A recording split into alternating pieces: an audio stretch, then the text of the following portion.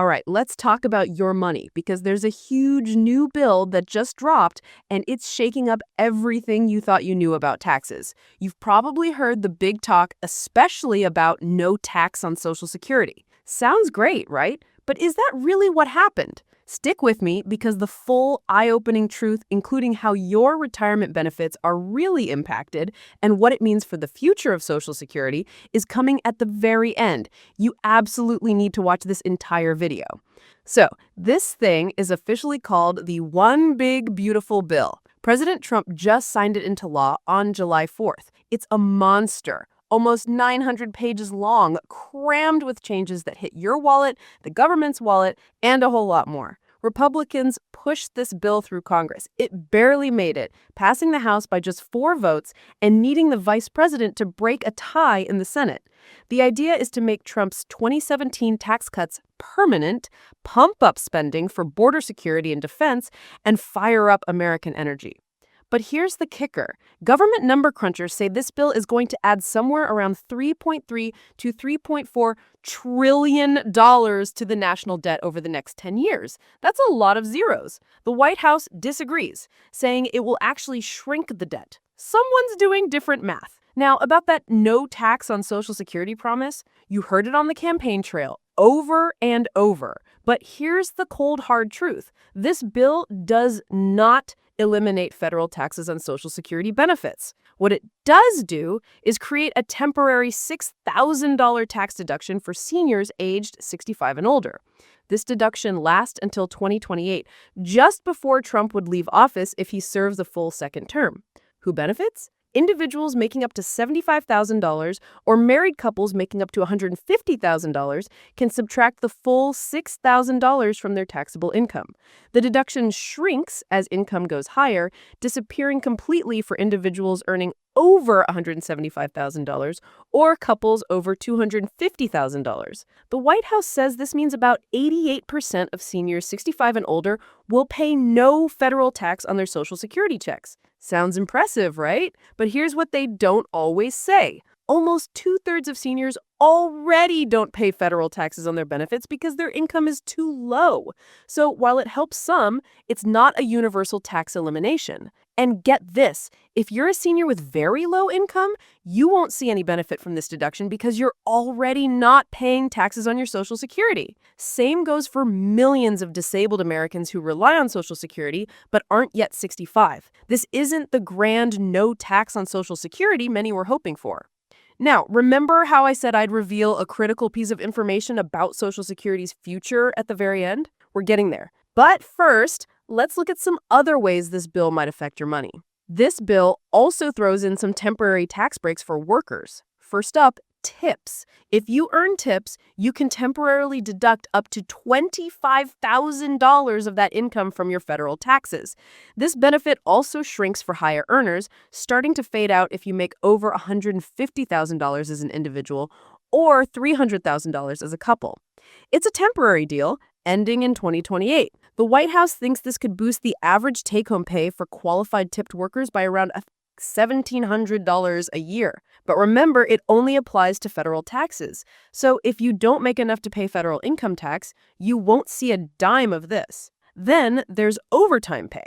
The bill lets you deduct up to $12,500 of your overtime earnings, or double that for married couples. Like the tip deduction, this one also fades out for higher incomes and vanishes after 2028. Some critics are calling this particular move a bit of a joke, since the average new car costs around $48,000, and not many lower-income folks are buying those. Beyond these specific deductions, the bill permanently locks in the lower income tax rates from Trump's first term. That means your standard deduction, which nearly doubled back in 2017, is now a permanent fixture, helping to reduce your taxable income.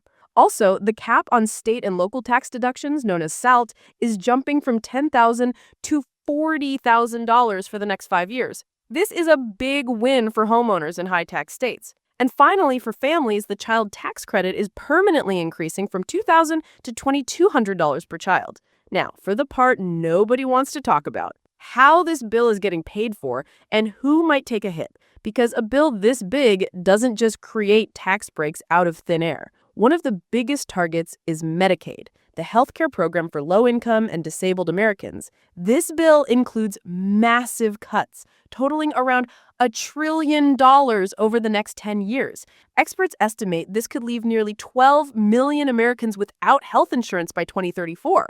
The changes include new work requirements for many able-bodied adults receiving Medicaid. They'll need to work at least 80 hours a month or volunteer if they don't have young children or a disability. States will also have to check eligibility every 6 months instead of once a year. This is a big deal, and it's expected to hurt many, including rural hospitals. Next, there are changes to SNAP, the Supplemental Nutrition Assistance Program, also known as food stamps. While the federal government usually funds this fully, the bill says states with high error rates will have to start paying a chunk of the costs. This could mean states either cut benefits or pull out of the program entirely, leading to millions of people losing their food assistance. For example, in Oklahoma alone, experts worry this could mean 140 million fewer meals a year for people in need. The bill also slashes tax incentives for clean energy and electric vehicles, which were a big part of the previous administration's climate agenda. This could slow down renewable energy development and potentially lead to higher utility bills. On the other side of the ledger, the bill pours tens of billions into border security and immigration enforcement, including money for a border wall, immigrant detention facilities, and hiring more ICE officers. It even includes new fees for immigrants seeking asylum.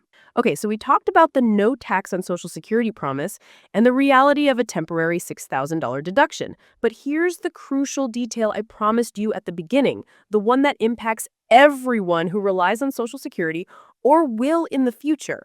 That $6,000 deduction, while it offers some relief for seniors, it also reduces the money going into the Social Security Trust Fund. And according to budget experts, this is a big problem. Why? Because it means the Social Security Trust Fund, which is already facing challenges, is now projected to run out of money a whole year sooner. Instead of 2033, we're now looking at 2032.